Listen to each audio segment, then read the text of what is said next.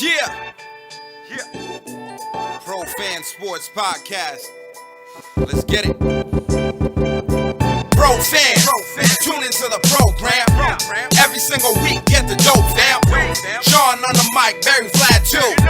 Keep you updated, that's what we do. Pro fans, tune into the program. Pro fans, tune into the program. Pro fans, tune into the program. Every single week, get the dope, fam. Yo, what it do, everybody? It's your boy John Naltado with Pro Fan Sports Podcast, where the fans of the pros go. Back at you with my boys Vlad and Barry. How y'all doing? Good, man. How you doing? I'm good, man. Yeah, Barry? doing great. Yeah, I am doing very well. Thanks for asking. I'm excited as always to be here and ready to for another great episode of Pro Fan Sports, episode 44. Double 4. 44. It's Jerry West. Yes. The White Mamba, Scalabrini. Time Lord Williams, Robert Williams. George Gervin. Yes, ooh, I like that one. George Gervin. Who else? What about Heath Evans? Heath Evans. Yes, Heath Evans. Yes. I like Heath. One. You know the most famous 44 though? President Barack Obama. You know what I'm saying? Number 44. Shout out to Barack. Yes, definitely. For sure. He's the biggest one, hands down, no doubt. Yeah, for sure, man. Hey, if you're just now tuning into our show, we're everywhere. We're on social media, so we're on Instagram, profans_sports. We're on Twitter.com/profansports, Facebook.com/profansports. If you like to watch videos, we're on YouTube, and we'd like to invite you to subscribe to the channel. You know, leave a comment, whatever kind of comments you got, drop some questions for us. We'll make sure to answer your questions for sure and say your name on the show. But as always, we're going to be hitting up on some topics, but today's MLK Day. Yes, sir. Repping the MLK shirt. Happy MLK Day, fellas. What's your shirt say right there? So the shirt says his dreams inspired the world to never stop dreaming. Yeah. So this was actually a shirt that I got a few years ago at a Celtics game. The NBA players were wearing these shirts, during their pregame warm-ups, before the game. So, and I saw the shirt in the Celtics store when I was at a game and thought it was pretty cool, and decided to get it and been wearing it ever since. I wear it every MLK Day and every now and then. So yeah, it's a pretty cool shirt, and also an inspiring shirt. It just kind of reminds me to never stop chasing your dreams and never stop dreaming and and going after your goals. Right. I mean, that's what we're doing on this show, right? Chasing these dreams, right? Absolutely. I'm Haitian, so I didn't know about MLK until I came here.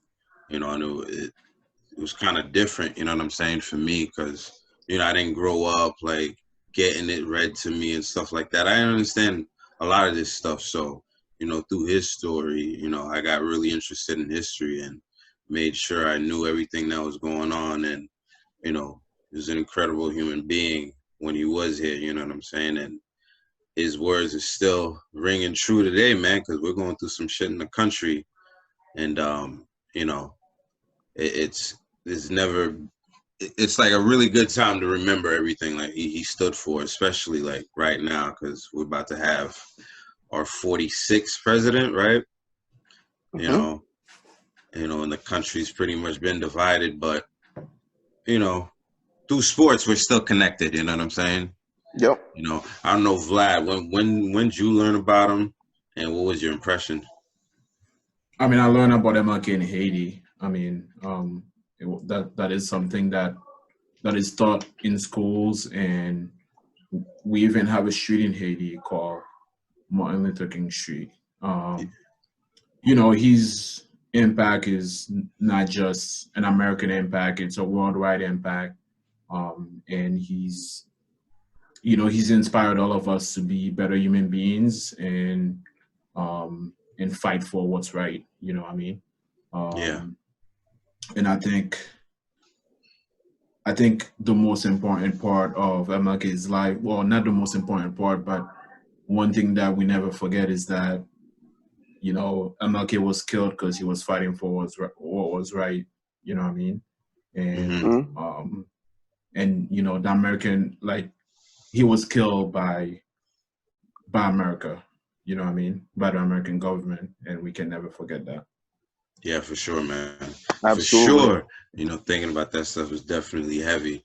Mhm. Like to remind you guys that our show drops every Tuesday morning on all podcasting platforms, and the videos drop on Wednesdays, every Wednesday. So be in there, push the bell notification, subscribe, share the videos, whatever you got to do.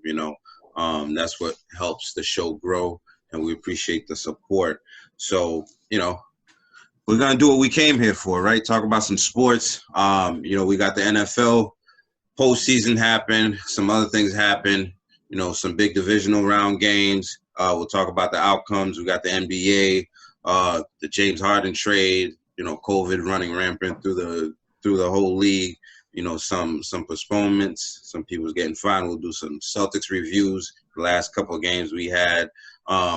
Actually, we have some guests for you guys today as well, that they're going to come in for Duke Lewis and Andy Rivera. We'll tell you a little bit more about them when the time gets closer. We'll get into MLB, the Red Sox, some stuff they got going on. The NHL is back, so we'll touch up on that. We'll do a question of the week, and then B Money Lifestyle Person of the Week. But let's get into the NFL before we get into the matchups.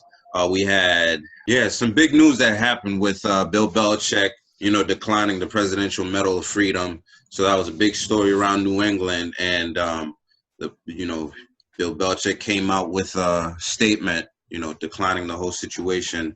And, this is what his statement said, quote, above all, I am an American citizen with great reverence for our nation's values, freedom, and democracy.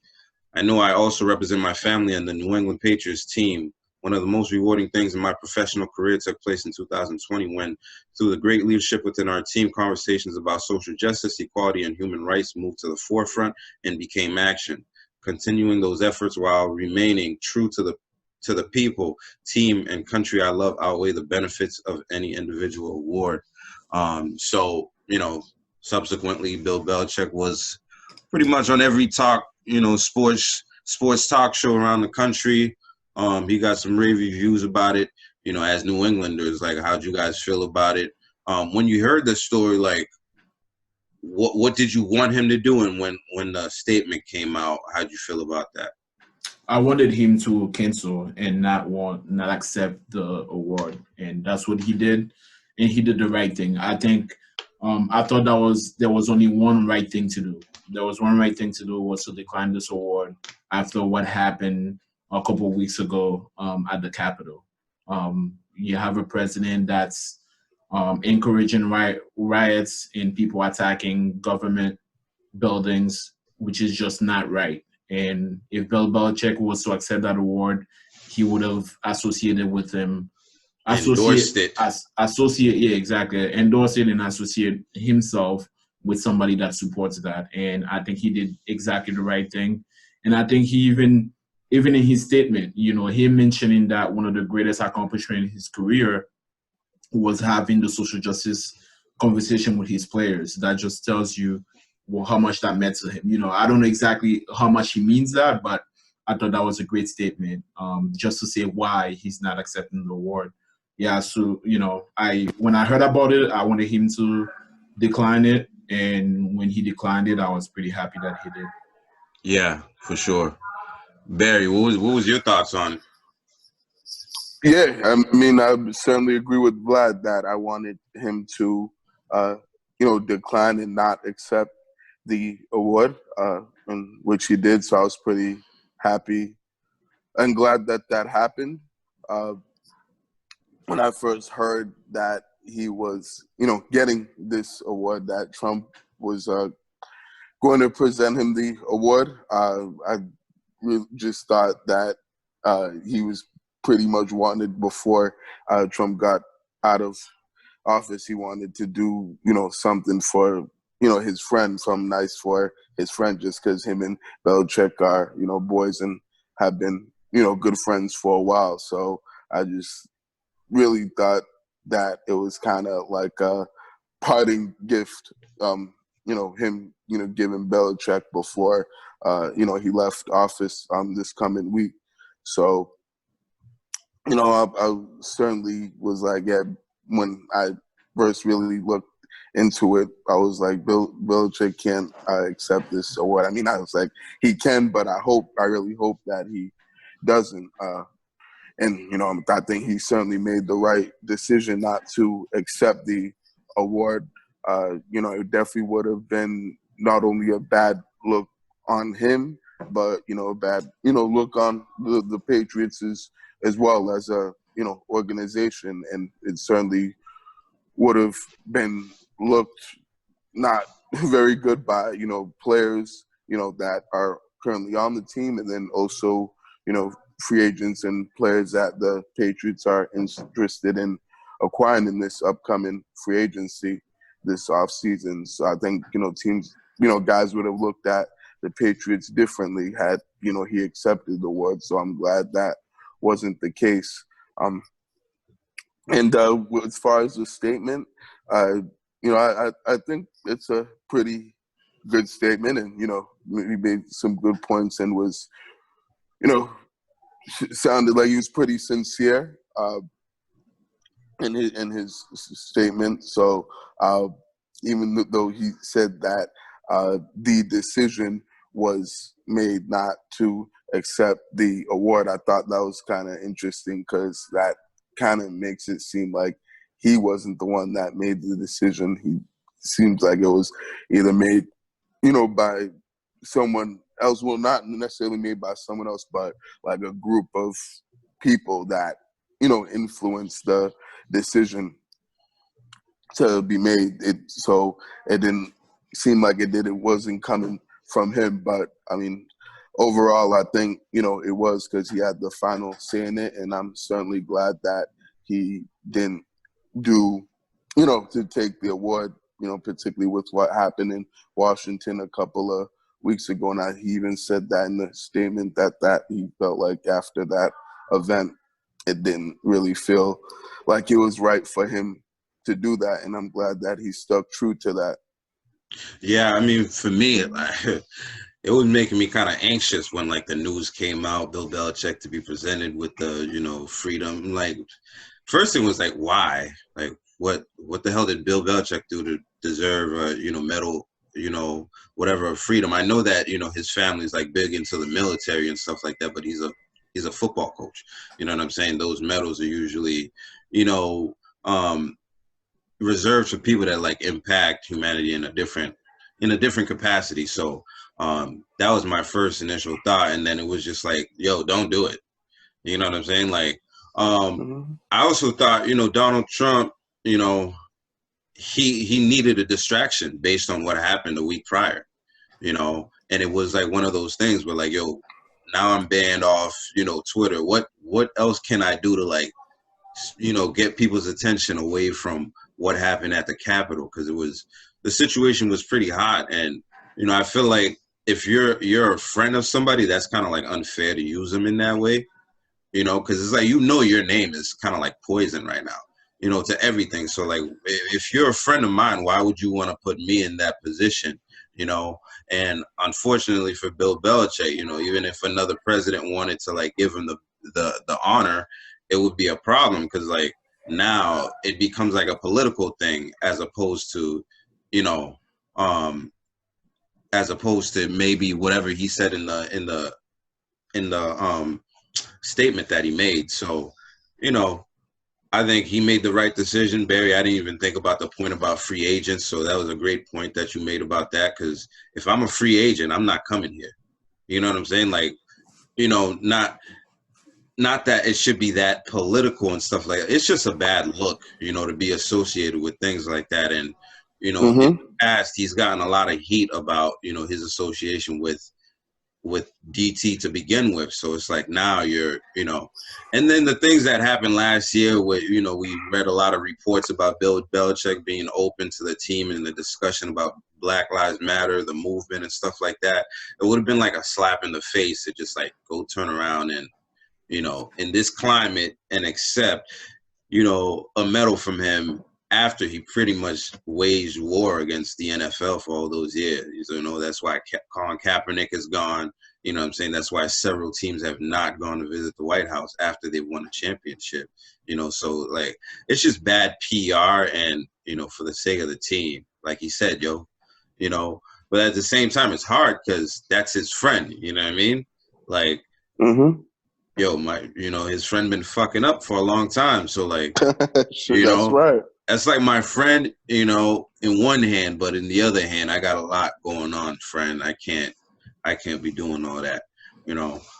But, you know, it was a good decision by Bill Belichick. You know, I think that's a decision that actually made him a lot of fans around the country. You know, from the comments that I saw, you know, a lot of people were happy about, you know, the decision that he made. But for some more NFL news around the league,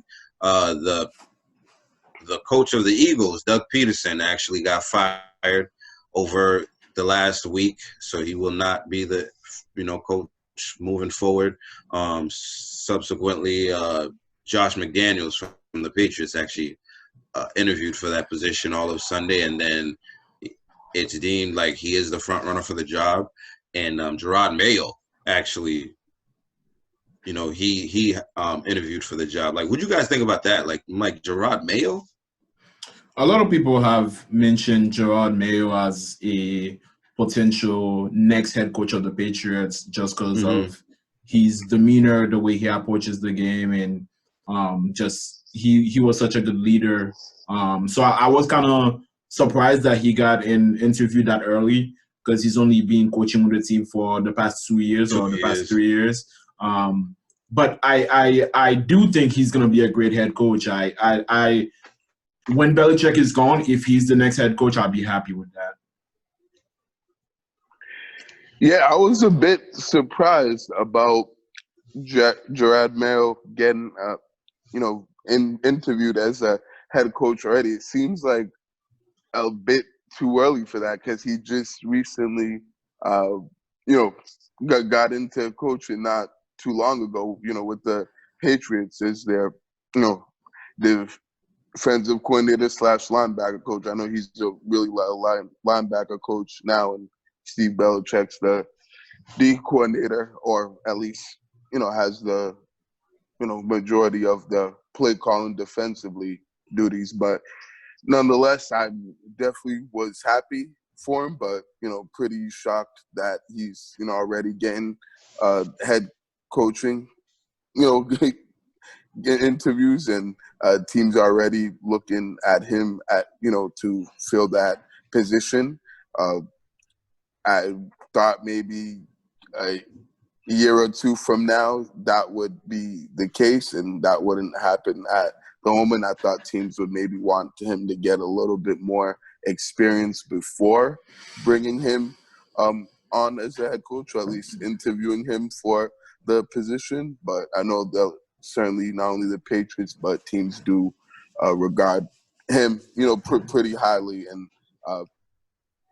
and he's, you know, well respected around the league. So, you know, when I think of it from that standpoint, I wasn't that surprised, but it did, you know, catch a little bit off guard, you know, to me that, you know, the Eagles had already reached out to him. But no, definitely good for him, and I think he'll eventually become a head coach, you know, within the next, you know, few years for sure.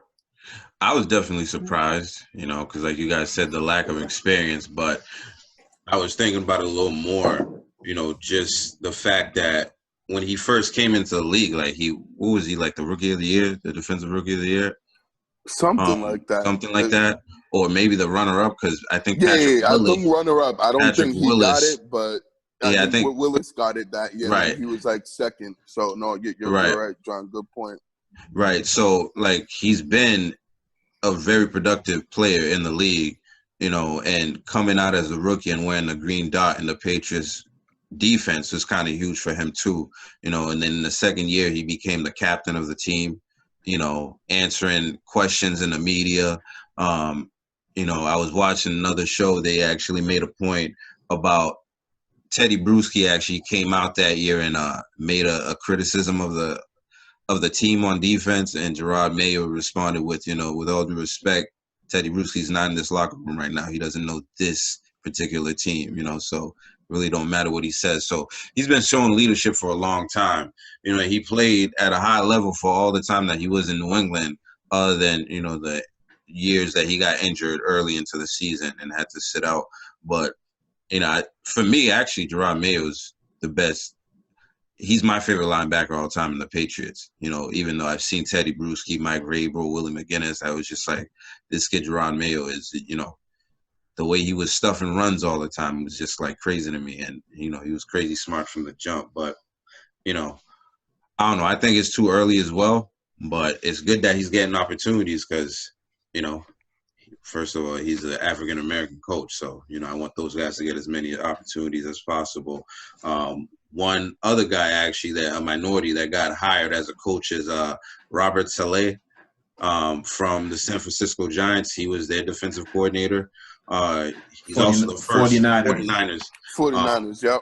What did I say, San Francisco? Giants. I said Giants. Giants. I said the baseball team. The 49ers. It's funny. He was the defensive coordinator over there, and he actually did a really good job, even though his team was depleted on defense. And he's the first Muslim head coach in the NFL history. So congrats to him. That's always good to bring in some diversity and then some different beliefs. And from what I've seen, from every comment I've seen, it seems like he's a great hire, and people really loved him in San Francisco. So good for him. Jacksonville made a publicity hire at head coach, and they got Urban Meyer. So that kind of like makes them, it kind of like elevates things for them a little bit as far as like people that are interested in what's going on. You've got Urban Meyer. You got the first pick, which is going to most likely be Trevor Noah. You know what I'm saying? So that immediately gets some eyes. Trevor Lawrence. Trevor Lawrence. Why am I saying Noah? So that should be good for them. I thought. Did you guys have any thoughts on that hire? I was surprised because I know Urban Meyer has had some health issues in the past. So in the college years. So I know he's had to take a year off due to health issues. At the lower level, and now he's going to come in and take over an NFL organization. So I'm curious to see how that unfolds. You guys have any thoughts on Urban Meyer? No, I mean, he's a college coach, so I don't have those guys that have been a college coach for so long. I don't have huge faith that they will succeed in the NFL. That's all I can think about. I just don't know if he's really gonna work out because the college culture is not the same as the NFL culture. Changing players all the time. You're not gonna get the best players all the time like you do in college because you're a big school. You know what I mean? And it's just not the same. The guys are grown men compared to young adults coming out of college. So. I don't know how well his coaching is going to transfer to the NFL. Yeah, I was certainly surprised by this hire. I didn't think the Jaguars would hire someone that didn't have any NFL coaching experience. I thought that they would go for someone that did have some experience and does know how to, rebuild a franchise and organization, since that's where they're at this point. I know it's an attractive destination because, like you said, not only do they have the first overall pick, but they have a whole bunch of draft capital as well as the most cap space in the league this offseason with, I think, over $70 million dollars of cap space. So I could see why guys like, Urban Meyer would be attracted to this, position. But I didn't think the Jaguars would make that high and be that interested in him, maybe just because he's a, big name coach and they wanted, like you said, John, from someone to give them, better, or at least, better publicity from a PR standpoint. So, I mean, we'll see how it goes. I don't know if he's going to be successful in the, in the NFL, because kind of like what Vlad said, coaching in the NFL and college, completely two different things. It's night and day. So there's a whole lot that he has to, be able to do and learn very quickly on the job. But I mean, we'll see how it goes, and we'll see what happens. It'll be interesting to see if he can be a successful, NFL coach, because I know there's certainly some uncertainty on whether it's, going to work out for him or not. So, we'll definitely see how it goes. Yeah, for sure. Another coach that got hired, Atlanta hired Arthur Smith as head coach. He's the offensive coordinator for the Tennessee Titans. So I don't know too much about him, but congrats to him. The LA Chargers hired Rams defensive coordinator Brandon Staley as their new head coach. So a couple of unknown guys right there, but unknown by us. But we'll get to know them a little bit as the things progress in the NFL. And now let's go into some of the matchups that we saw over the weekend. We saw the Packers versus the Rams, Bills versus the Ravens, Browns versus the Chiefs, Bucks versus the Saints. And we'll talk a little bit about these games. So the Packers ended up winning against the Rams, right? What was the score of that game? 32-18 was the final score. Jared Goff was 21 of 27 for 174 yards. Cam Akers rushed 18 times for 90 yards for 1 TD. Aaron Rodgers was 23 for 36 for 296 yards with 2 TDs, 1 rushing TD. And Aaron Jones, 14, the running back, 14 rushes for 99 yards and 1 TD. So that was an entertaining game. But in the game, I kept asking, was Cooper Kupp out? Yep. Okay. Yes, he wasn't active sense for that game. He did not play. So you know why I said that? Because I remember we talked about the Rams early on during the year, and I made a point about how the Patriots, did away with them in the Super Bowl, and Barry he didn't play. He didn't play in the Super Bowl. Exactly, and Barry was like, "Well, that's because Cooper Kupp didn't play." And this game, I'm like, Cooper Kupp must not be playing because this dude looks so uncomfortable out there in the game. Right, he did. Yeah, right. Would you guys see? And how'd you guys feel about the game overall? Aaron Rodgers had a great game. He had another good game. Aaron Rodgers has been pretty hot lately. Their running game is complementing their passing games, and the Rams started in the beginning. They started really slow, and then they started running the ball. Once they started running the ball with Akers, and that's when they started scoring. And I thought they had a chance to actually get back into the game because they went down by a touchdown, 25. I think it was 25-18. They went down by a touchdown. They had the ball and they were marching, but they just couldn't put drive together at the end of the game. And Aaron Rodgers was really good in that game. He had a really good game. Yeah, I certainly thought that this was a really good win for the Green Bay Packers. I thought they, played well in all 3 phases, good complementary football. And, that's certainly what it takes to win in the playoffs. Offensively, they ran the football well, and that pretty much made things easier for Aaron Rodgers, where he didn't have to, throw for, 400 yards or, throw as much, just because they ran it well. They almost ran it for 200 yards. I believe it was 188 the total. So, definitely Aaron Jones and the other guys did their thing.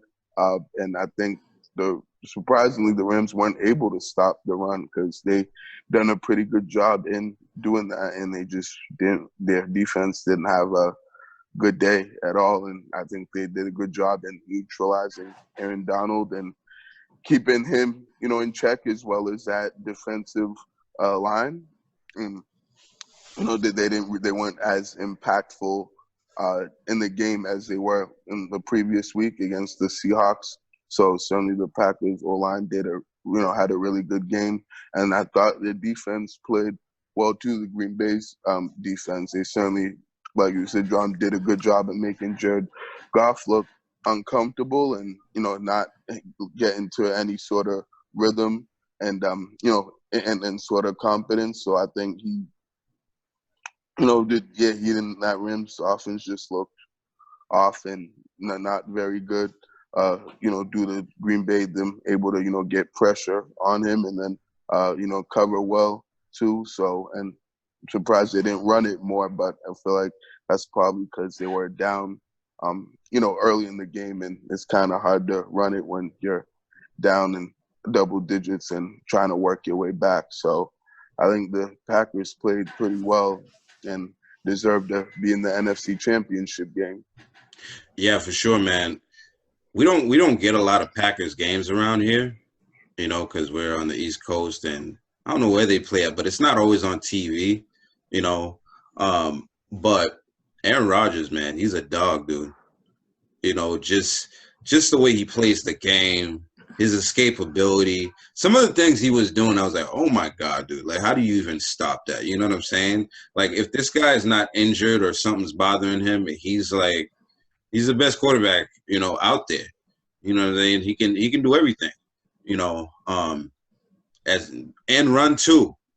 So he made everything look so easy out there. And the Rams are, like Barry was saying, some of the best defenses in the league. Yep, absolutely. Right. I thought they were the best defense left in the playoffs. Yeah, so did I. Absolutely. They were the best defense left in the playoffs. The way he made them look, neutralizing Aaron Donald to the point where he got so frustrated, he's fighting with dudes, getting penalties and stuff. At some point I thought he was actually going to get ejected out of the game, but after you got that tech, he came down a little bit. And it was hard to see him crying on the sideline. Yeah, that was crazy. Those guys put a lot of work, They do. I think you guys made majority of the points that needs to be made for this game. The running game was all it needed to be for the Packers. And they had a balanced attack, running and passing. They did everything they needed to do in that game. And it kind of looked pretty easy for them. And it's not going to be an easy game against them next week, when the Bucs come to town.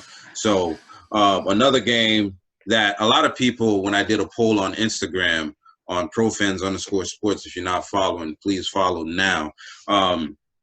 I put the Bills versus the Ravens, and I did a poll, and the results were like 47, 50 something for the Ravens. So I thought this game was going to be pretty close, but the Ravens ended up losing. What was the score for that game? 17-3. 17-3. Lamar Jackson was 14 for 24 for 162 yards, 0 touchdowns, 1 interception. That was really bad because that was in the end zone. He suffered a concussion in the fourth quarter and had to leave the game. Josh Allen went 23 for 37 for 206 yards, 1 TD. I thought he had a lot more than that. Stephon Diggs went for 8 catches for 106 yards and 1 TD. So the Bills, we've talked about them being a really good team coming up, with the defense and offense and with the way Josh Allen is playing. And again, you saw it again, in this game. What were your thoughts on the game? Well, that first half, the teams were moving the ball up and down the field, but nobody could score. At the end of that first half, it was 3-3, and you just know that whichever team, and also the wind in the first half was crazy. Did Baltimore miss a couple of field goals? They did. Justin Tucker, dude. I was like, what is going on? He did. Yeah, He yeah. did, and I know So one of them was like a chip shot too. I yeah, know. yeah, yeah. So the win was crazy. But the second half, the Bills came out red hot. They scored in the first drive.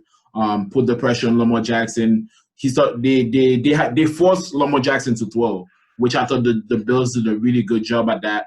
And he actually was throwing pretty well on that drive that he threw the interception. He marched down the field and then he threw the interception in the end zone, and he's just like, man, oof, that hurts. Demoralizing. Yeah, Oh yeah. in a game Oh that yeah. you're not scoring that often, you get to the red zone, man. You want to get away with at least 3 points, if not a touchdown. You know what I mean? So Right. that was tough. And then when he got injured, then that's when you're like, wow, this is not what I wanted to see. I wanted to see a game. I wanted to see players going at it. You know what I mean? When he got injured, you just like, okay, this game is over. Yeah. Right. I certainly thought this was another good win by the Buffalo Bills. They continue to impress us every week.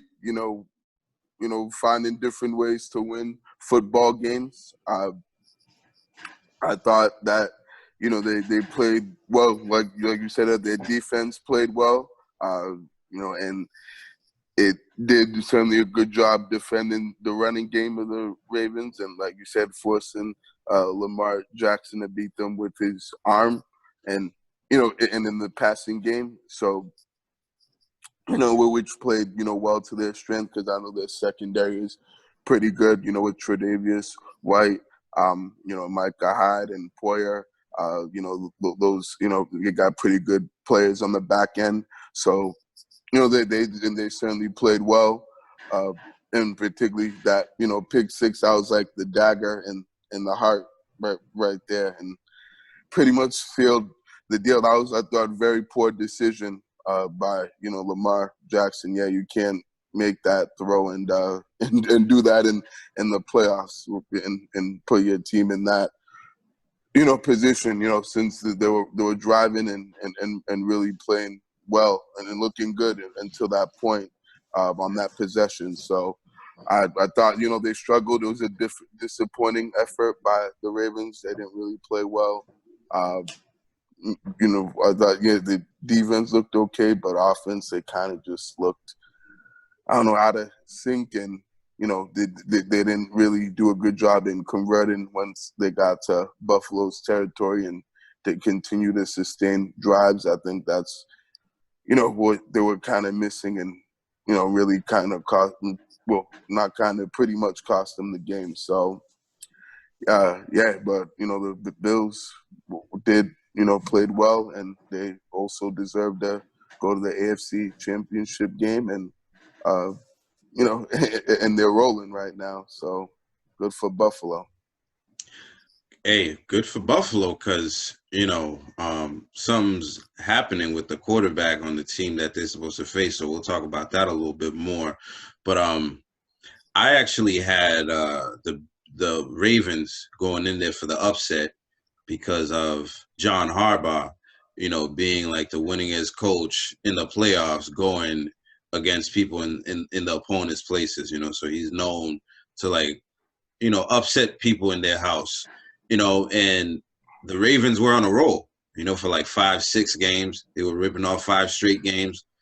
They kind of reminded me of the Giants team that faced the Patriots. They got hot at the right time and they were peaking. With that said, it's, the Ravens rely on the running game heavily, and I think that came back to bite them in the ass, because you needed the pass too, against this team, because they can defend the run, and they figured out Lamar Jackson pretty well, and they wasn't falling, especially when you put the same thing on tape for weeks at a time. The last few weeks, y'all just been winning games by running the ball, successfully, I might add. But at some point, some team figures you out, and a team that has a defense capable enough to do it, like the Bills does. We saw that's what happened.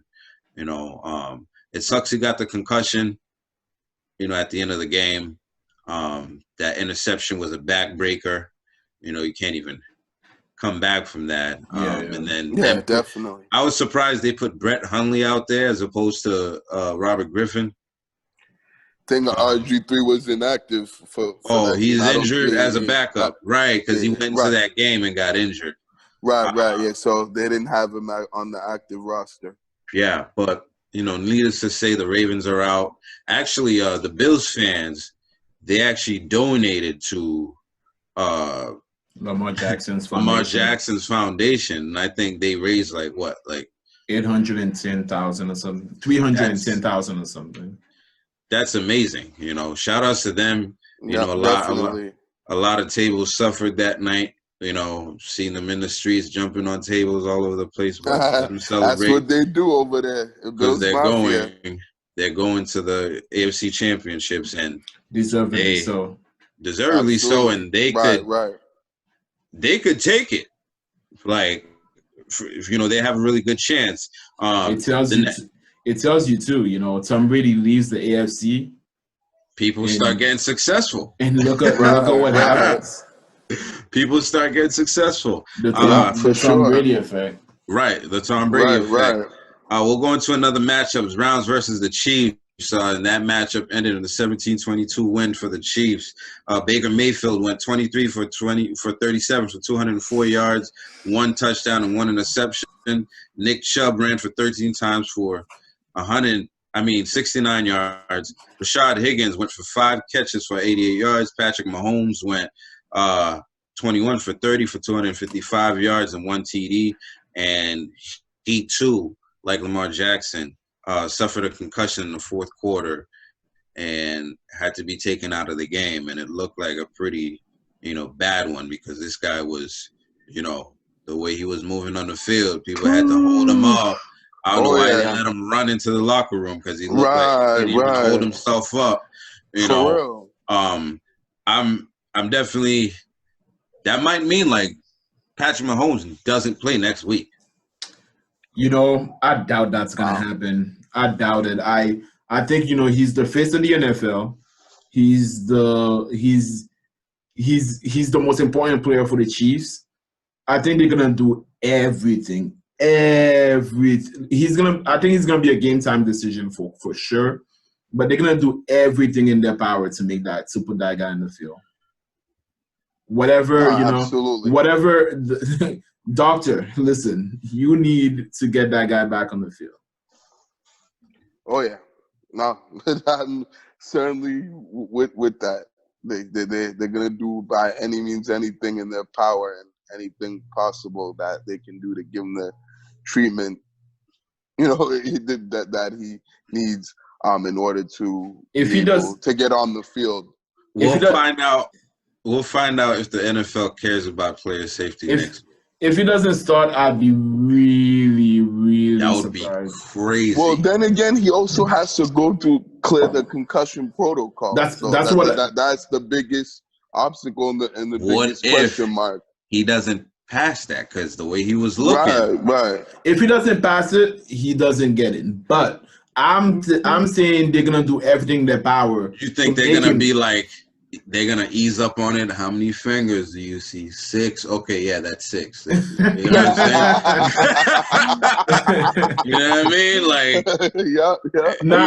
I just think they're going to put whatever resources they have, whatever water they can get him, whatever they can get him to pass that, if they're going to do it. They need to get that TB12 water. That's what I mean. Like, yes, whatever. Yes, absolutely. They should hit up Tom Brady about that. For real. Have him send that to Kansas City.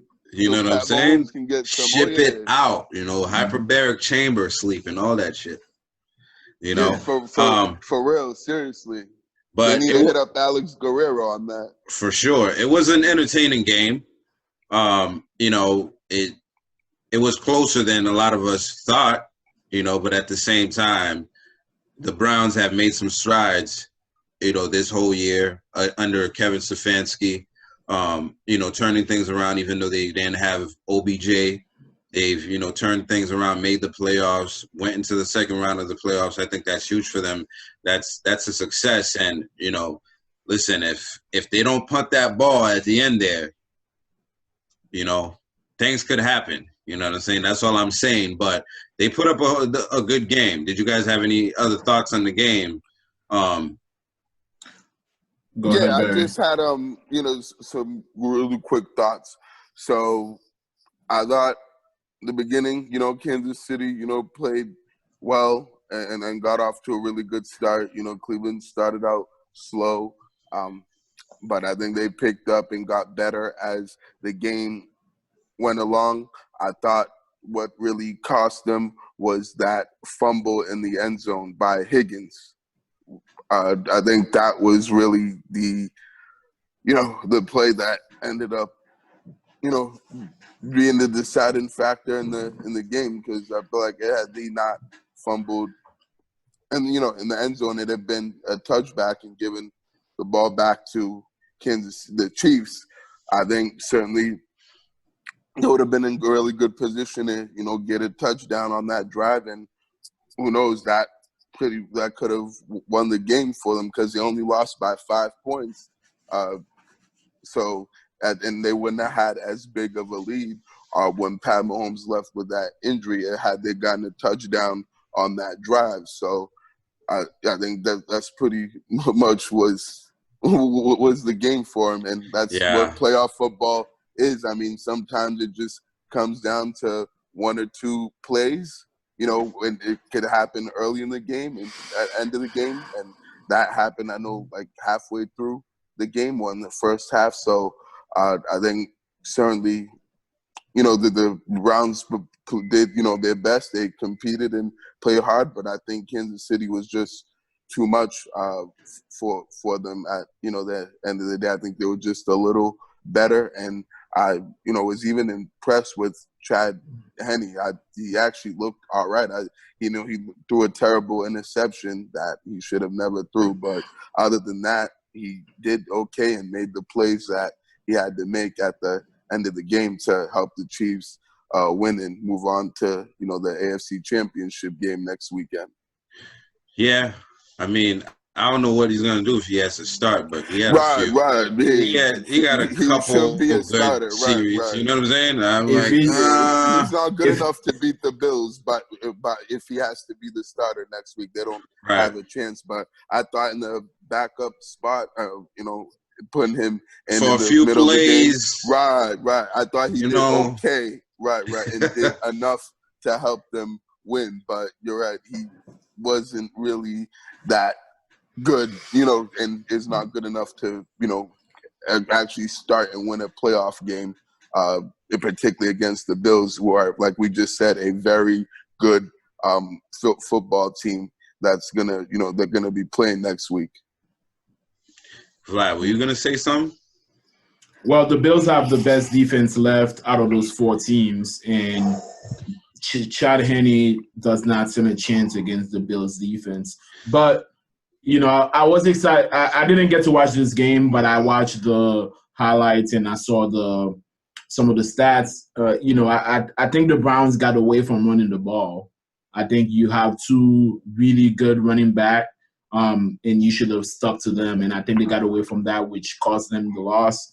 And last thing I was but I think I was really when I heard I wasn't excited that Mahomes was out, but when I heard Mahomes was out, I was like, wow, there's a potential that the two teams that haven't been in the playoff the past 20 years are gonna be in the SC Championship, and I thought that was gonna be crazy. But nevertheless, I think the Chiefs versus the Bills is going to be a really good game. I hope Patrick Mahomes starts. If he doesn't start, the Bills is going to the Super Bowl. If he starts, we have a game in our hand. Yeah, I think absolutely. For sure. I think the Chiefs can be had, man. So I wouldn't be surprised if either team does what they do, especially with Chiefs defense is not that great. No, they're not, man. They're gonna have trouble with Diggs and those boys. We gotta account for, the Browns' offense is not at full strength either, on the receiving part of things, and they were still doing things out there. If not for that Higgins, I believe, fumble and touchback. You know, like you were saying, they're pretty much into it. You know, maybe they shocked the world, man. Right, And right. Could have been. It would have see. been a different game. Who knows? Right, Right. We'll see if the Bills can shock the world and, you know, take down I the don't necessarily think it would be shocking if they win this game, John, and be shocking the world. No, not to us. Not to us, but, you know, to majority of people, that would be something, you know, for the Bills to knock off the Chiefs, you know, who are 14-1 this year. So it's going to be a good game. Let's go into the Bucs versus Saints, the most talked about game throughout the week because it featured two Hall of Famers, two GOATs in their own rights, you know, in Tom Brady and Drew Brees. I saw one GOAT. I don't know what y'all talking about. Hey, listen, that's fair. You saw one GOAT, you know. The GOATs of all GOATs, Tom Brady, went for 18 for 33 for 99 yards, 2 touchdowns, and 1 rush TD. Good for him. I believe he became the oldest player at quarterback to rush for a TD in the postseason. In a playoff game, right. Yep, postseason. That's right. Leonard Fournette went 17 rushes for 63 yards. Ronald Jones went 13 rushes for 62 yards. Drew Brees was 19 for 34 for 134 yards, 1 touchdown, but he had 3 interceptions. Michael Thomas, 3 interceptions. Michael Thomas, good Lord. He's been a disappointment all year, man, to be honest. Did he even play yesterday, guys? Where's he at? Catches. He didn't play yesterday. He had 0 catches. I think he was inactive or something. I don't think I saw him on the field last night. Right. Drew Brees' son has more catches than Michael Thomas. Facts. That's messed up, man. No lies on that. That's messed up, man. That is crazy, but there's no lies, though. He looked like a better receiver last night than Michael Thomas, for sure. That's messed up, man.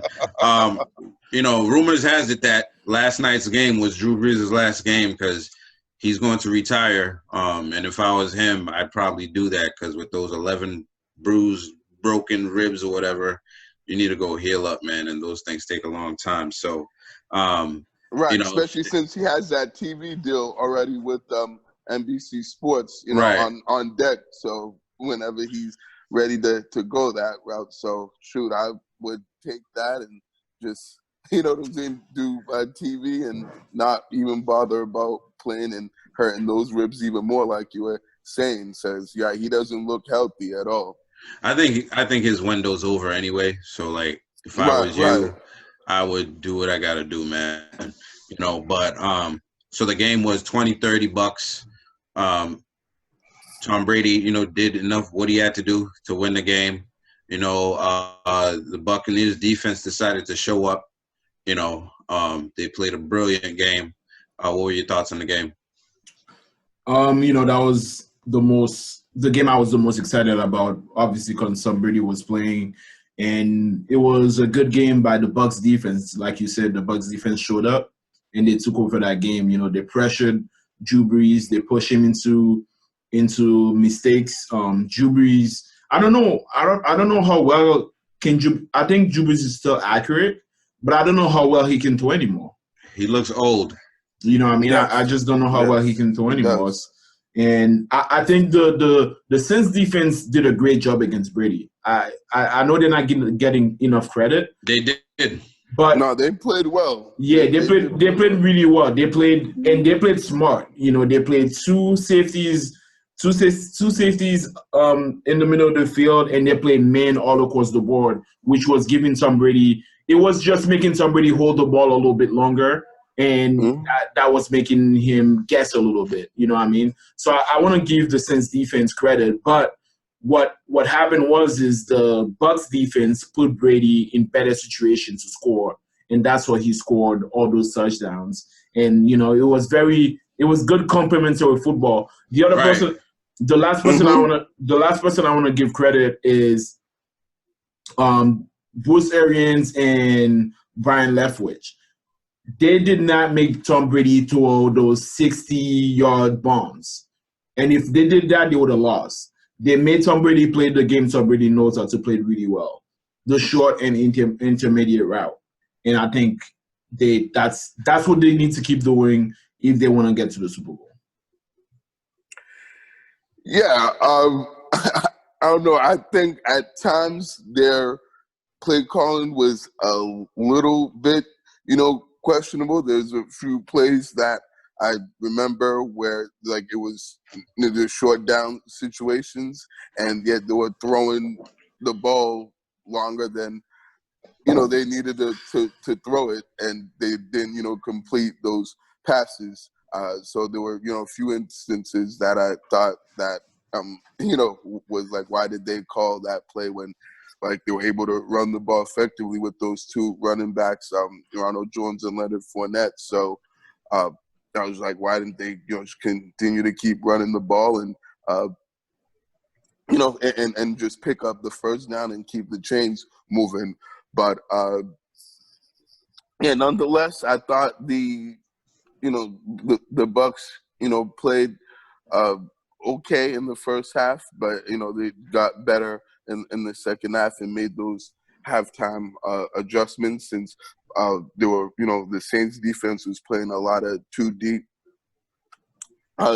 coverage with those two deep safeties and not letting anything get by those guys and keeping everything in front of them. But I thought Brady did a good job in not forcing the issue and taking what the defense gives him, which is what he does, makes the right reads and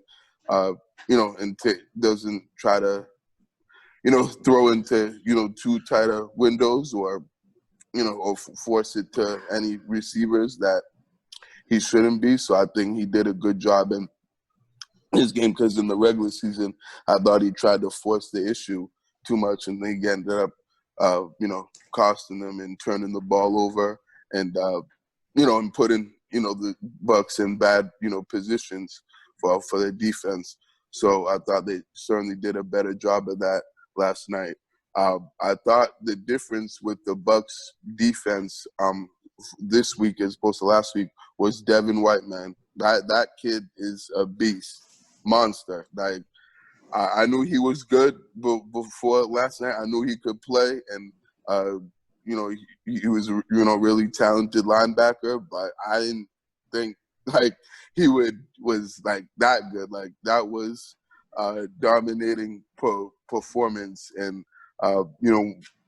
In a really good game, but by him last night, he impacted the game pretty much in every way. Like, covering, in coverage, with the big interception that he had, getting pressure on the quarterback, defending the run, and and tackling in open space and the gaps. I thought he certainly did a good job of that. I mean, he just controlled that game, and I thought that he was the biggest difference on that defense, from last week, because I didn't think that defense played that well last week, the Bucks, and I think the addition, of him coming back was everything for that defense, because they just looked completely different and much better than what we saw previously against the Washington football team. And then last point I want to make is the turnovers. Like, as I like to say, turnovers will kill you. And they certainly killed the Saints. And we know, watching playoff football, I mean, whoever usually wins the turnover battle is going to win the game. And the Bucks definitely won that. They didn't turn it over once, and the Saints turned it over 4 times. 3 interceptions and 1 fumble. That was costly by the Saints, and I think that pretty much was the difference in the game right there. Yeah, for sure, man. It definitely came down to the turnovers, and like Vlad was saying, all those turnovers were in favorable positions for Tom Brady. You don't need to give him. If you give him a short field, then chances are, it's going to be over for you. And he didn't have a lot. I think he didn't get a turnover that wasn't, in the opponent's side of the field only one time last night. Everything else was like in the 30, the 20, near the 10. It was wild, and like we've been seeing here for 20 years. Turnovers half the battle in these games, and teams that get more than 2 turnovers. If you get 2 turnovers, chances of winning is really bad for you. Much less 4 turnovers. So, congrats to Tom Brady, who's now 14-2. In these games, and he's gonna go into another championship. That's the right. Conference championship. I think that's what, like, how many times is that? Like 18 times or something like that? 14. His 14th 14. conference championship game. Yep. Oh yeah, but he's beaten 18 teams in the playoffs. 18 different teams, which is absolutely wild. The guy's been going to the Super Bowl. And it seems like the team, they believe, they believe in what's going to happen, and they're playing like it. So, let's get into some. Wanted to ask a quick question. Sorry to cut you off, John. Do y'all think that this kind of looks bad for the Patriots, that Tom Brady's still playing well and is moving on to another conference championship game while they're sitting at home and didn't even make the playoffs this year? I don't know. Just wanted to get your quick thoughts on what you guys think about that. In my opinion, no. Just because of the circumstances of the year, who we had, just the state of the team. It was just a poorly constructed team, and I don't think Brady makes it where he's at right now if he's the quarterback of this team this year. I think we might have made the playoffs, but I don't know how far we would go. I don't know if we make it to the AFC championships with the team that we had this year. And Tom Brady went to a great team, with a lot of weapons. It's a really good constructed team. Who's to say if you put Bill Belichick on that team, I don't think they're playing all 3 rounds, you know what I'm saying, in the playoffs. So I don't know. There's a lot of what ifs, there's a lot of things you could switch up and make an argument for, but I'm not looking at it like that.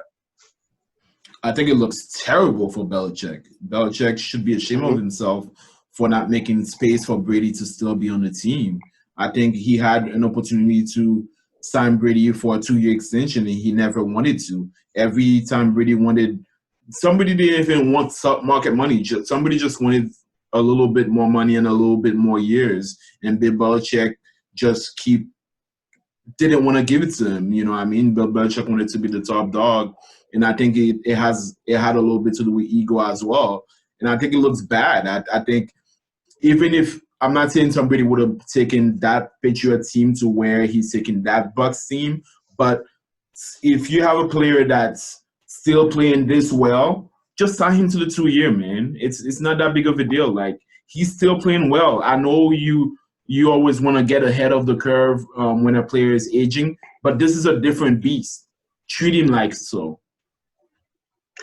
Yeah, no, I agree with Vlad on this. I think the Patriots look, dumb and not good at all on letting him go. Letting Tom Brady go this past offseason. I know Belichick's always into letting guys go a year or 2 early as opposed to a year or 2 late. But at the same time, this is Tom Brady. He's not one of those other players that you can just let go early and fill that hole and void on the roster like you're accustomed to doing the past 20 years as the head coach. I just in a sense feel kind of frustrated as a Patriots fan because not only do you not sign Tom Brady and give him a reasonable offer that he would be happy with and that would, make him stay here. But you also had no plan at the quarterback position, guys. Like, what was really the plan at quarterback this past offseason? Like, there was none. And the fact that Bill Belichick was so, cavalier with the quarterback position this offseason, and I felt like didn't take it as seriously as he should, and he could put anybody at that position and win with them. is just astonishing to me and puzzling. Like I still to this day can't believe that, you know, he treated that position like that, the most important position on the team, and, you know, didn't really have a plan as far as what he wanted to do or what he should do at that position that would help the team win and make them a playoff team. And unfortunately, it didn't work out for the Patriots, and they didn't have a very good plan, and they still don't have a good plan. And that's, I think, the most frustrating thing, and that's why I think it does look bad on, you know, the Patriots, you know, side, and from their perspective on Tom Brady advancing to another conference championship game. So I think we've kind of seen who, you know, who was the lead person, you know, this year and this run. I mean, at least I know as far as, you know, this year goes. So, we'll see what happens moving forward. But I think that's just where, you know, where that situation is at right now. Yeah, I think you guys make some good points. I think time will tell, you know. Time will tell, you know, so we'll see what happens in the future. Absolutely. But we have the conference championships coming up. We got a few predictions. So we got the Bills versus the Chiefs, and then the Bucks versus the Packers. You know, without delving into anything deeper, because we've already talked about a lot of these. What are you guys predicting for these matchups? Well, I'm gonna take the Bills versus the Chiefs. I think the Bills defense is playing really well right now. Defense travel in the NFL, and I think the Bills defense is gonna travel. They're not afraid of how cold it's gonna be in Kansas City. It's colder. However cold it is in Kansas City, it's colder in Buffalo. You know what I mean? That's big facts. Absolutely. And I think Josh. I've just been so impressed by Josh Allen. So I think he's gonna be. I don't think the lights are too bright for him, and I think he's gonna show up. So I'm gonna take the Bills. Bucks Packers. I'm gonna be biased. Bucks. I see. I think the Chiefs will win this game if Pat Mahomes does play. I think they'll, you know, definitely win. You know, against the Bills and in a close, tight game. You're right. It pretty much, as we know, comes down to that. You know, his status. So we'll see how that goes this week. But if he's on there, they'll win the game. If not, then definitely the Bills will win. But I'll go with the Chiefs and that one. I think the Chiefs are just a little bit better. I think, you know, certainly the home field will make a difference for them, and I think they'll just do enough in this game to win. But I definitely think the Bills have a shot to win without question. And as far as that other game, the Bucks and Packers, yeah, I gotta go with the Bucks with my guy TB12 and those and those Buccaneers. Man, they especially with, I think they got over the hump and that monkey off their back being the Saints. You know, last night or Sunday night, excuse me. I think now all the pressure is off of them, and I know the Packers are tough and are really good, and that playing in Lambeau's not going to face Tom Brady one bit. He played in New England for 20 years, so if it's cold over there, shoot, that's even works better for him. He knows how to play in cold weather in the playoffs. So I think the Bucks will come on top, and we'll get a Mahomes and Brady Super Bowl. So we're all in on the Bucks, huh? Yep. Y'all know that segment. What's his name? Yeah. All on the yeah. I know that. I don't know. We'll see what happens here. For me, man, I'm looking at storylines. You know, if the Chiefs win, you know, and the Bucks win, so that means, you know, Tom Brady left the AFC just to whoop on the AFC now, you know what I'm saying, as opposed to what he was doing to the NFC. It's like it's a football god, you know what I'm saying? If the Bills go in, Tom Brady goes in, it's like, I'm still beating on y'all and I'm not even in your division no more. You know what I'm saying? It's like, I know, you can only imagine that. That would be crazy. There's oh really my goodness. That would juicy be insane. storylines, you know, in this. But what I truly think is Bucks versus Packers. If Brady goes in and plays like he did against the Packers, I think the Packers take it. You know, what? You mean against what he played against the Saints? Yeah, if Brady goes and plays against the Packers like he did against the Saints and Washington, I think, you know, the Packers have a chance. But playoff experience, the guys believing, you know, me being a, you know, New Englander, you can't go against the God, man. You know what I'm saying? I'm sorry. You know, I wanted to be different. I just can't, you know, I can't do it. You know what I mean? So I mean, don't get me wrong. Like you said, Joe, the Packers have a really good chance to win if they this game. They can win this. If they win this game, I'm not surprised at all. You know, but my bias is gonna pick, you know, the Bucks just because they got a crazy storyline with Tom Brady. Tom Brady would play a Super Bowl in his own stadium that he's never gotten to with the Patriots because nobody's hosting Super Bowls in New England. Hosted a home Never. Super Bowl. It's way too cold up here. Why would you do that? You know what I'm saying? Who wants that's to why see they that? don't have Super Bowls here. Right. Exactly. So I'd love to see that right there. And I really feel in my heart with the Bills and the Chiefs that the Bills can upset these guys. You know, just based on how they've been playing. I think if Mahomes comes in there and gets hit another time, it's going to be bad for them, you know. And the way he took that hit and the way he was wobbling and stuff getting up, I think it was a significant concussion, you know. And guys take a while to get back to normal, like their equilibrium to get back to normal when that happens, you know, as an athlete anyway, you know, from what I've been through, you know, playing football and stuff. So got to get the smelling salt ready. You know what I'm saying? Wake up. You know what I mean? For sure. And what would be crazy is that if the Bucks win, Tom Brady would go to his 10th Super Bowl. 10th. Like, insane. Unreal.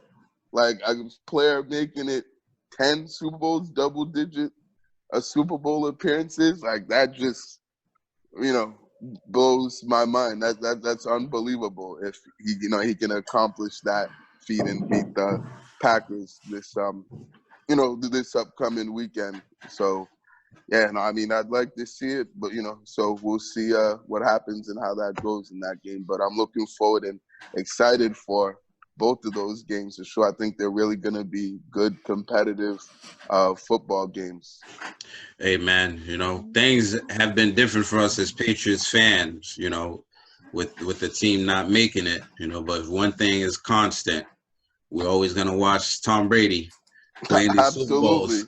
You know, as long as he's playing, you know, you're going to see him deep in the playoffs. We're going to see those videos on Instagram, you know. Yeah, those IG videos. Oh, yeah. The man is here to stay. Let's get into an NBA here, where exciting things are happening.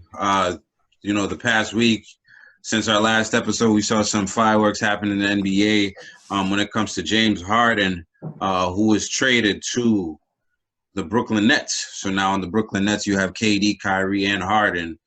Kyrie, whenever he decides to show up. So in the trade, Cavaliers received Jared Allen and Taurean Prince, which I thought Jared Allen was like a big name to actually let go. The Nets received James Harden and a second-round pick from Houston. The Pacers received Karis LeVert and a second-round pick, so they had to bring in a third team to actually make it work. Rockets received Dante Exum, Rodions Caruks, Victor Oladipo, 4 first-round picks, all unprotected, 4 first-round pick swaps, all unprotected. Nets picks in 2022, 2024, and 2026. Cavaliers pick in 2022 via the Bucks. pick swaps with Nets in 2021, 2023, 2025, and 27. What do you guys think? Who won this? And do you guys think this is going to work in Brooklyn? Man, if Kyrie stop being whatever he's been the last couple of weeks, if he comes back and play basketball like a basketball player should, this is a guaranteed in the final for the Nets. Oh, I thought you were saying like guaranteed finals win, like guaranteed in the final. If finals Kyrie appearance, if Kyrie comes and he plays, he stops being, I don't know, whatever he's being right now. But this is the Nets are for real. This is a shame on the Celtics. I don't know if it's maybe 7 years ago the Celtics robbed the Nets blind, fleeced, and didn't do anything.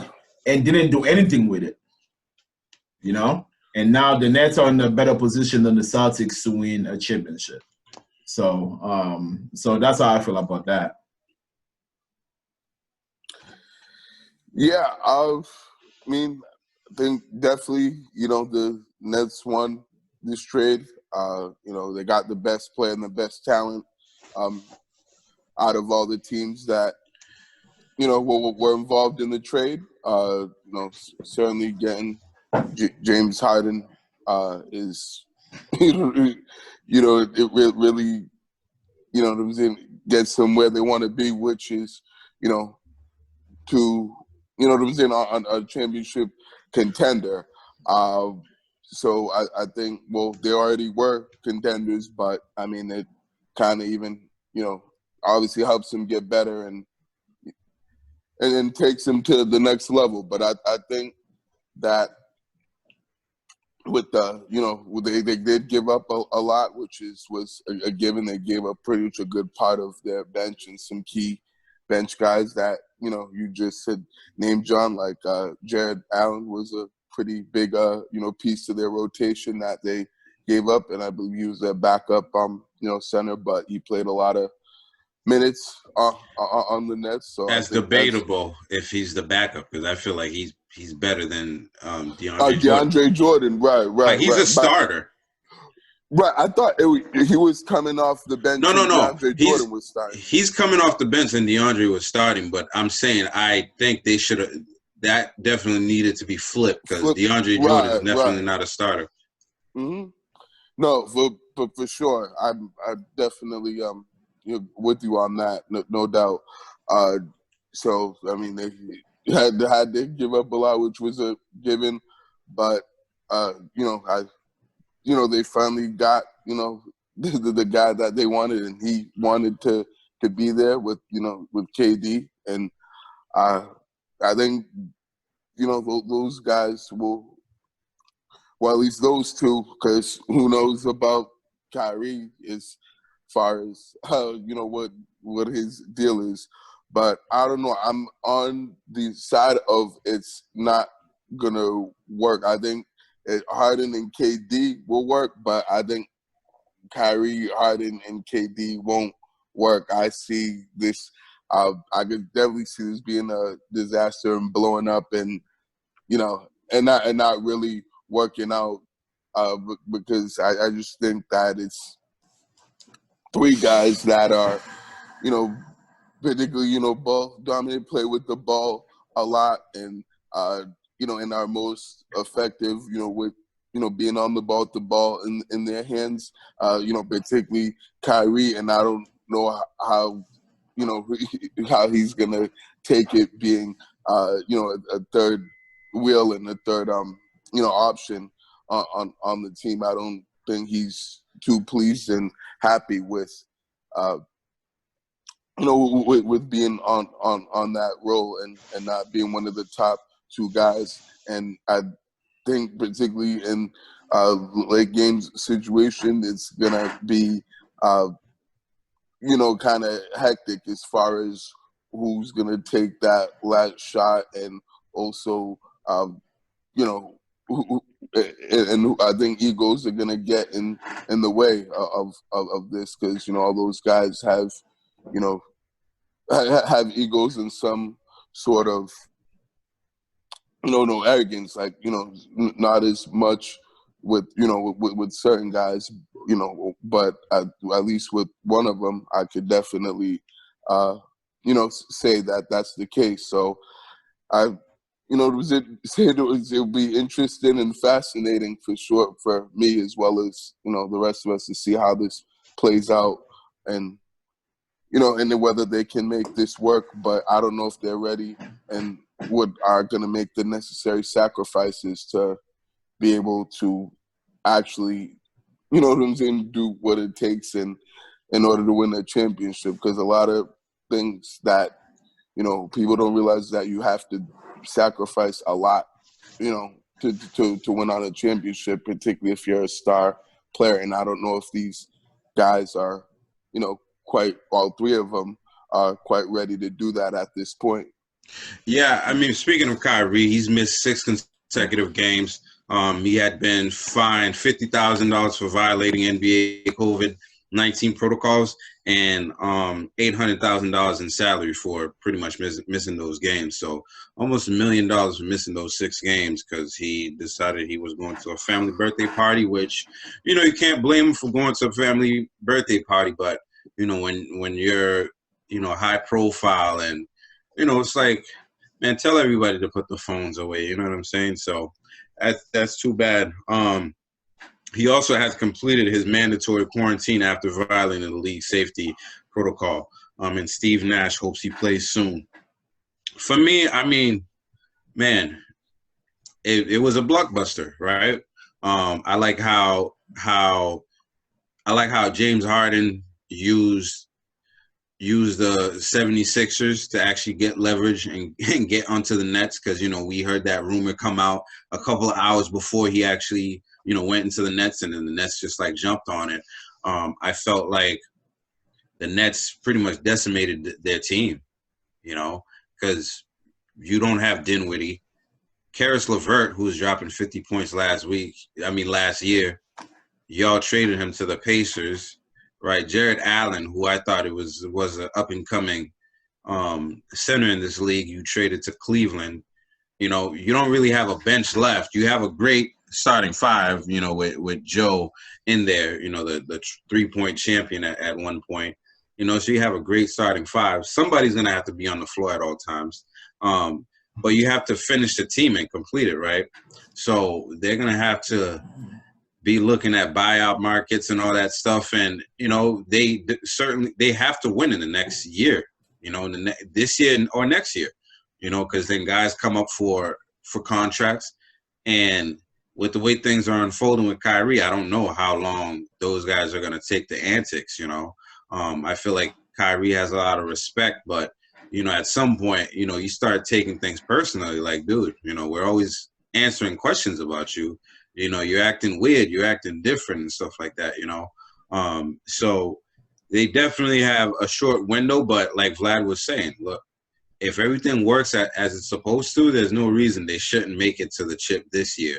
Can't say they're going to win, but, if they don't make it there, it's going to be because they don't have any chemistry, and like Barry was saying, those last shots, these guys are not, committed to one guy taking that last shot, as opposed to, we can all do it. You know what I'm saying? And KD should take the last shot. Always. Absolutely. Yeah, he always. Should. No, without question. No doubt. I know Kyrie's taken some, and he's made the biggest one. But, like, bro, that's actually just one shot. That's exactly. One shot. It doesn't amount to, like, you being, like, the most clutch person of all time. You know what I'm saying? Just because you hit one clutch shot. Right. Robert Horry did it so many times, and he's not looked upon as that, but you guys get what I'm saying here. Right. Mm-hmm. And, I don't know, man, they played the Magic the other day and they struggled to win, that game. They won by 7, and I think the night before the Celtics beat them by 27, but then, the Celtics lost to the Knicks the other day. So I don't know how much that means, but it is what it is. hey, he got what he wished for, and it seemed like as soon as he got there, he lost like 20 pounds overnight for some reason. For real, seriously, man. You seen the picture. You Oh, know, the yeah. guy had like a belly yeah. in Houston, and then he's with the Nets, and he looks like me. You know, I'm like, what? Right, yeah, what I is posted happening? it on our Facebook and Twitter, that picture of him in the blue warm up suit with the Rockets, and yeah, he freaking looked like he blew up and got big, right? And then when you see a picture of him on the Nets, and he looks, you know what I'm saying, like cut up and actually like a Like a basketball basketball player. Right. You know, but we can't discount the fact that when he first came back, he dropped 44 points his first game. So and he was looking like he was looking before. So he seems happy, you know, more power to him. But I didn't like how he departed Houston. You know, after all this time you spent there, the way he actually forced his way out of there, I didn't like that. But, you know, like everybody says, it's a business. If he was to get traded, you know, from the Rockets and didn't have anything to do with that, we wouldn't have said anything. So, you know, this is a star-driven league, and he forced the hands, and, you know, and Deshaun Watson is punching the air now. That's right. You know what I'm sure saying? is. Because he wishes. He wants the he same wishes thing he could too. do it. James Harden just did. Well, at least he's trying. He's attempting to do Right. what Harden's doing, but it's not working for him as well. But we got all off season for the NFL, so we'll see what happens with that. Right. Would you say, Vlad? No, it's just interesting that Houston is about to lose two of their stars. Yo, that's gonna be like the biggest trade in like Houston history, man. If they actually trade Deshaun Watson, who actually they were gonna have a parade for Deshaun Watson. It was He actually said no, don't do it because COVID is going crazy. You know what I'm saying? Like I don't want people. it's not. It's more like a protest. It's not. Is it a parade? It's more like they're marching. In his name. Yeah, they're marching in his name, but like a parade. Is it a parade? Yeah, no, it was supposed to be a parade, right? Like a parade, bro. I thought it was more like a protest against the organization for him. That would be wild. Oh yeah, you know what I'm trying to say? Like they're protesting. No, I get what you're saying. Yeah. So they have a parade for Deshaun Watson because they're trying to say, yo, the city's with him. Like, give him what he wants. You know what I'm saying? Okay, got it. I don't know. That's the way I'm thinking about it. I thought they were just having a parade to, like, you know, convince them to stay there. Like, dude, we're having a parade in your name. Please stay with us. No, I was thinking. The way I read it, I read it. I could be wrong, but I read it more like they were protesting against the team for him. Like the team needs to give him what he wants. You know, more like. But I don't know. That's wild, man. That's wild. But we came from talking about basketball to Deshaun Watson. So let's get back into basketball a little bit here. So the Nets, you know, the Celtics got to worry about them now for sure, right? We had to worry about them with Kyrie and KD, but now we definitely got to worry about them even more, even though they don't have a bench, right? So let's get into some Celtics news. The Celtics had a week off and missed 3 games. 3 games got postponed due to COVID-19 regulation. Jason Tatum, you know, he tested positive for coronavirus, so he was out, and a lot of guys were out due to contact tracing and stuff like that. Kemba Walker returned against the Knicks yesterday night. What was that? Sunday night? Sunday afternoon. Yep. And the Celtics lost pretty badly to them. So we'll talk about it a little bit. So the games that we did have for the comeback, the Celtics won against the Orlando Magic, 105-75. It was like that's the wrong score. Score the Knicks game. That's my bad. No. I know that's the Knicks game. I'm talking about the games that they had before the Knicks. So we'll talk about the Knicks after. Celtics won against Orlando Magic, 105-75. Jaylen Brown had 21 points, career high 8 assists. Peyton Pritchard keeps, you know, impressing with 16 points. Semi Ojeleye, you know, who we've come down on this show a few times. He's been playing different this year, and Jeff Teague dropped 17 for the win in the comeback, right? John, the score for that game was 124-97. I had the wrong score on there. Okay. So the wrong score on the agenda. Yeah. All right. Yeah, that's what we were trying to say. Yeah. Oh, okay. I wasn't even like. Yeah, I got because y'all. the score of the Knicks game was 105-75. 105-75. Right. We And then lost that game. exactly, we lost by 30. Right. And in that game, Jaylen Brown had 25 points. Kemba Walker played for 20 minutes. He scored 9 points. He left the game with some kind of injury, I think a wrist injury. Not injury. He hurt himself out there during the he game. got like hit or something. Yeah. Yeah, and that was scary because it was his first game back. And the Celtics missed 39 threes, most missed threes in the Celtics history. So they were pretty bad for that game. So far since we've come back from the whole safety protocol stuff and we've been able to play. We've won one, we've lost one. What are your thoughts on the games? I was impressed by the team that played against the Magic. Even though it was the Magic are not that good of a team, but seeing Ojale had a good game, I didn't know where that came from. Peyton Pritchard keep impressing people. Taco Fall played some minutes in that game. Jaylen Brown was Jaylen Brown in that game. Jeff Teague had 17 points in that game. I was like, okay, I like the fact that these bench players were able to show up and win that game. Until the next game we played against the Knicks, and I was like, what is going on here? Like, I couldn't understand what was happening. Like, I had trouble following the game period just because I was just like, what is this? This is the Knicks. How great are the Knicks that we are playing so bad against them? The Knicks haven't been bad this year. They haven't been bad this year, but for us to be losing we lost by 30. We were never in that game. We were almost never in that game. Like, it should have been at least a competitive game. So that was very disappointing. I mean, obviously we are missing Jason Tatum, and we can't wait for him to come back. But that was disappointing, very disappointing. For sure.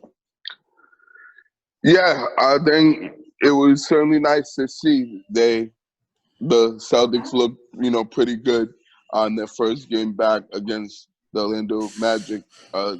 Being, gone for a whole week without, being able to play any basketball, even, practice and get on, the court since the, whole team had to, not only quarantine, but, they still had to get through their contact tracing and positive tests. So that was good that they didn't really show any signs of rust, and they, picked up right where they left off when they had, beaten the Washington Wizards, the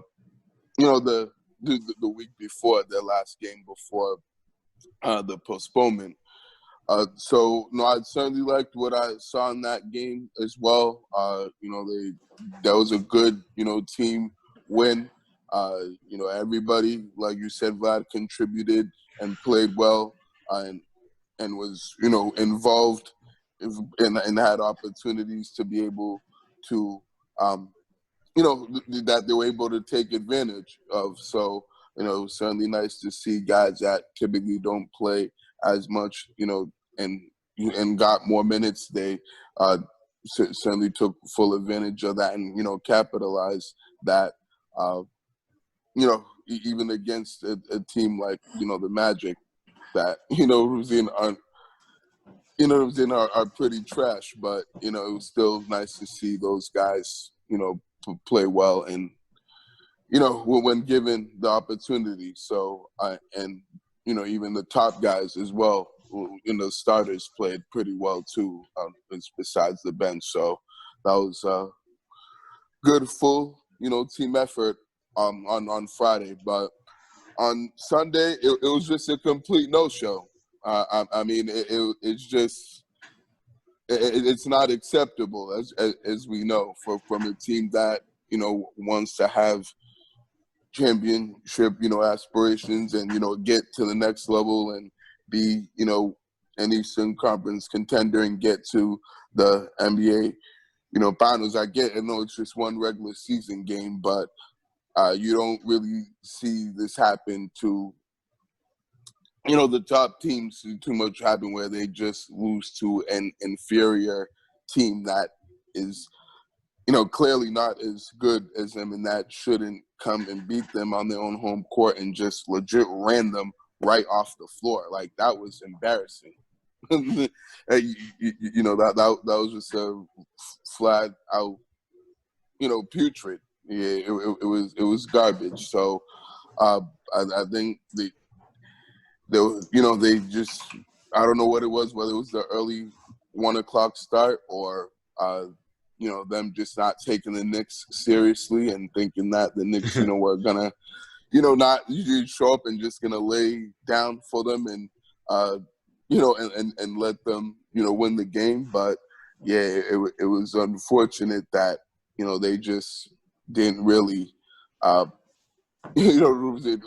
play well at all and look like any close to, what they were playing before. It was sad that they let the Knicks do that to them in the Garden and give 30-piece them and not, they didn't look like they didn't even want to play, and they didn't look like they were focused and into the game. So, but I mean, it's only one game, fortunately. So I'm sure they'll, bounce back and, and play much better, moving forward. And I'm sure they'll, be, more locked in and focused next game and come out ready to play and actually show up. But I was definitely frustrated and annoyed by what I saw on Sunday against the Knicks. For sure, man. I'm happy that we got to see some Celtics basketball because it had been a whole week, a week we didn't see anything, and I was happy about the way they came back and actually won the game, and they won it pretty handily. Everybody, contributed in some way. So that was great. Against the Knicks, it looked like nothing worked for us that night. Everything was working for the Knicks. Nothing was working for us.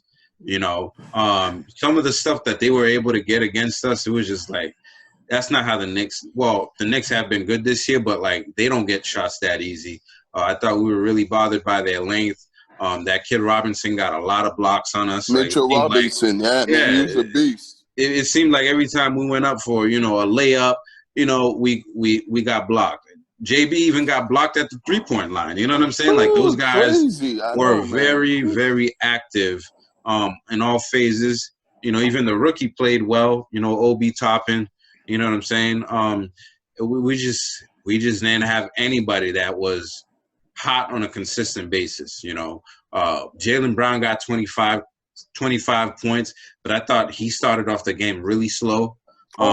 He definitely wasn't involved in the game the first 7 minutes with Kemba out there, and I'm like, Jaylen Brown's going back to standing on the sideline, on the 3-point line waiting for a pass. You know what I'm saying?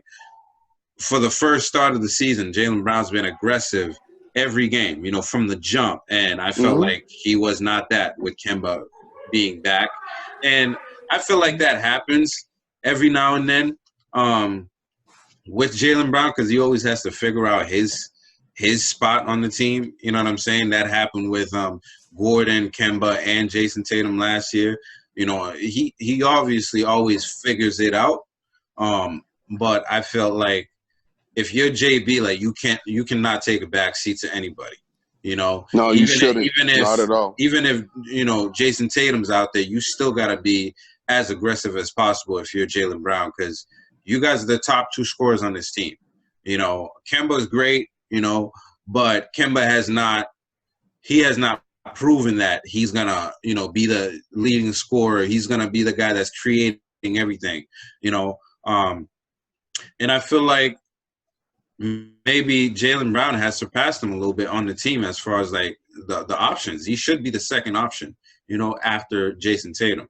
And Kemba Walker just should do point guard things, but he needs to be efficient. I thought he wasn't as efficient the last game he played. And,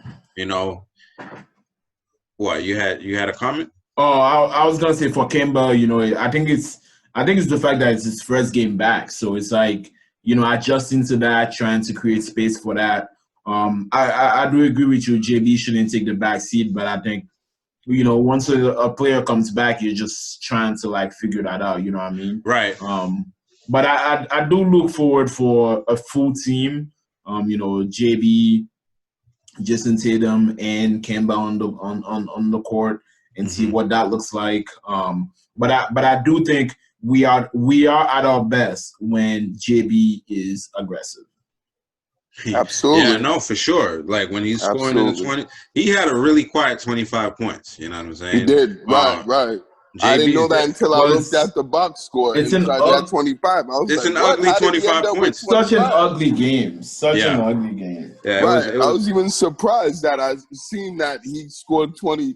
I was like, how the hell did he end up with 25? It didn't look like he had 25, but, surprisingly he did. I'm so used to him scoring like that, though. Like, everybody's talking about Jason Tatum, with the 28 point. He quietly has 26 for the night. You know what I'm saying? One thing I was encouraged about was Kemba Walker's the way he was moving. The movements he was making to the rim.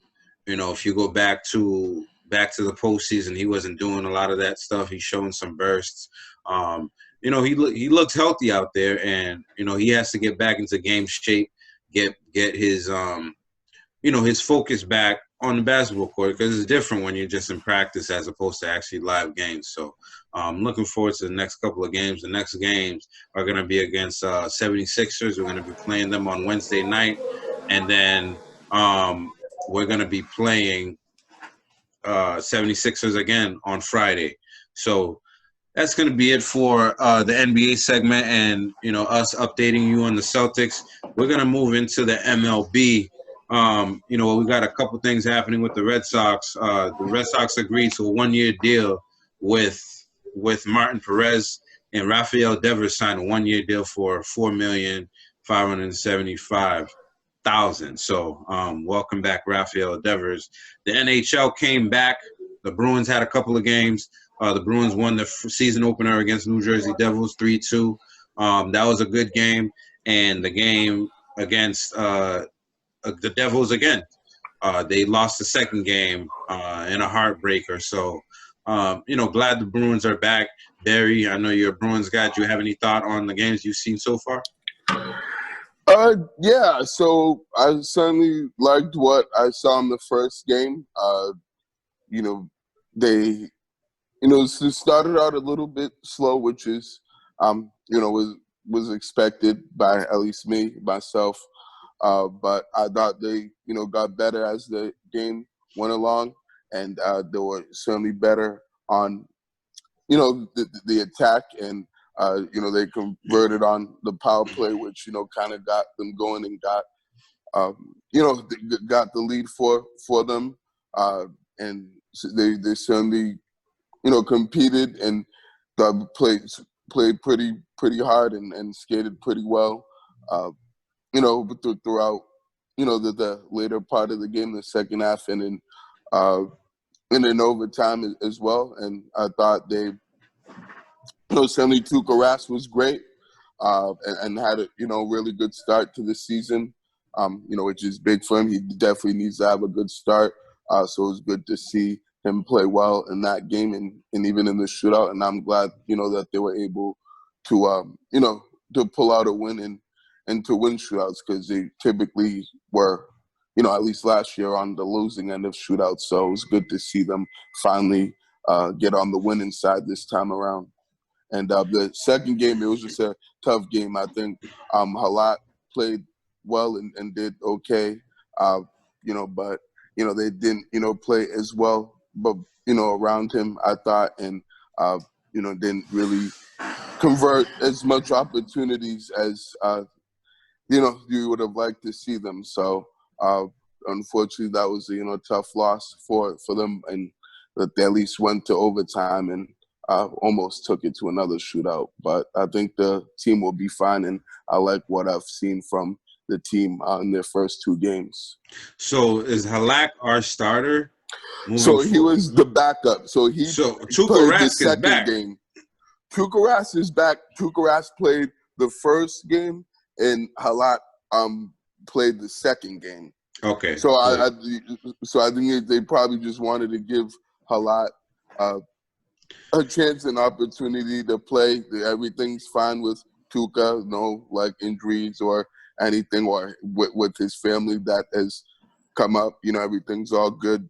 With him, I just think sometimes when they play back to back or or two games in a short period of time, they just want to give Halat a chance just to kind of keep him fresh and not have him be too rusty, and then also keep Tuca rested as well, and and keep him fresh for later in the season, particularly once they get to the playoffs. But Halat did okay. I was pleased with how he how he played. It's just like the team, I thought, just didn't really play that well overall in the second game.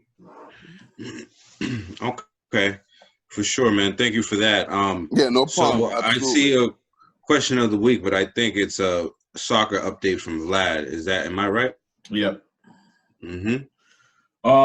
Yeah, I mean, it's a really short soccer update.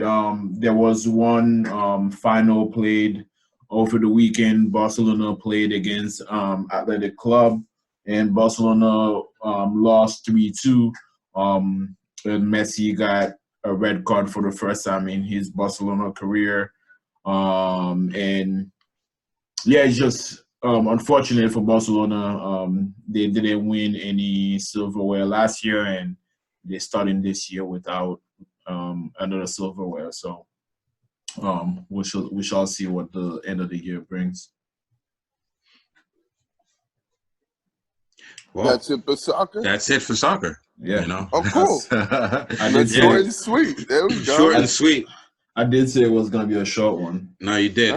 That's true. No, you're right. You're right. We're gonna move into the B Money Lifestyle Person of the Week, and I believe this week it's a bunch of persons, right? Yes, it's definitely a bunch of persons and multiple people, for sure.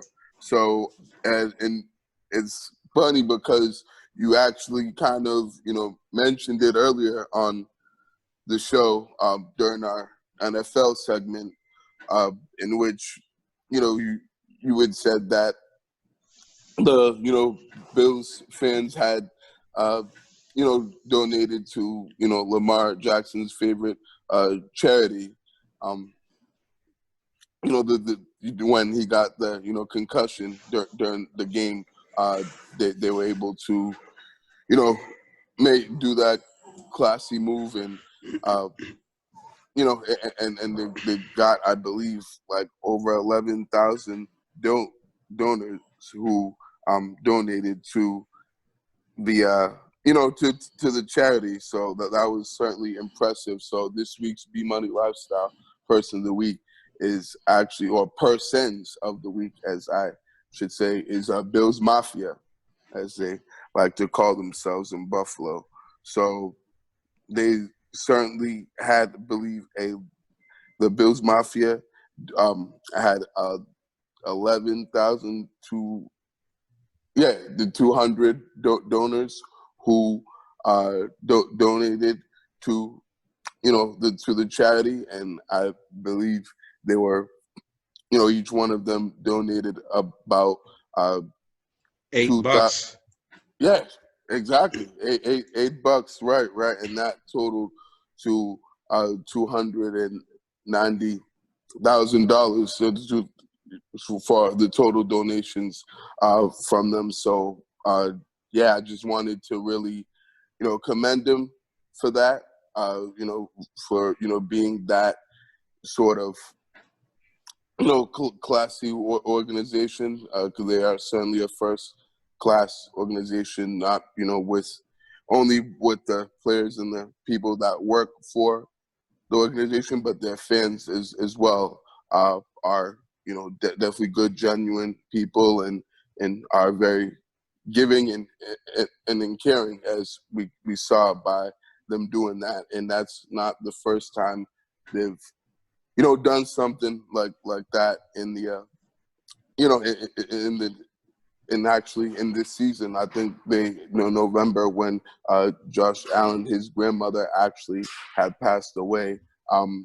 They donated, I believe, at $800,000 to the to the family to be able to take care of her funeral expenses and all that. So they've definitely done a lot of really great things and really giving back a lot to to the community in Buffalo and to the players and that organization. So and definitely I got to meet some of them last year when I was down there for the Pats Bills game in Buffalo, and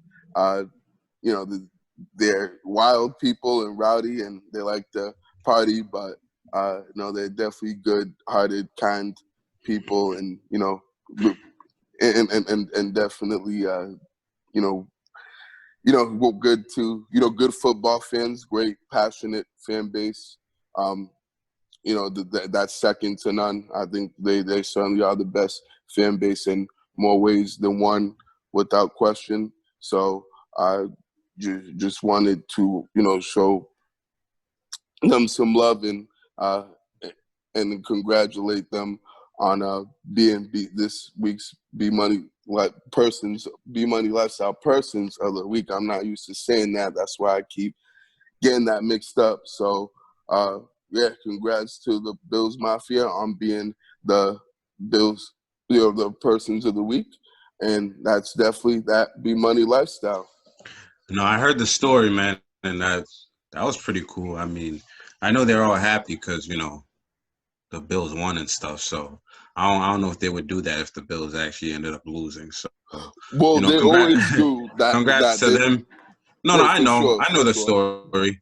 Congrats to them because that's definitely something commendable that you don't actually see other fan bases do too much. All collectively like that. So that was pretty cool. And that's gonna be it for episode 44 with myself, Vlad, and Barry on Pro Fan Sports Podcast, where the fans of the pros go. Again, if you're still watching, we appreciate your support. Please subscribe to the channel. Follow us on social media. Everything you need to know is in the description box. We look forward to the next show, man. We'll catch y'all. All right. Peace out, everyone. Have a good week. See you next week. Stay safe, everybody. That was good. Yeah, absolutely.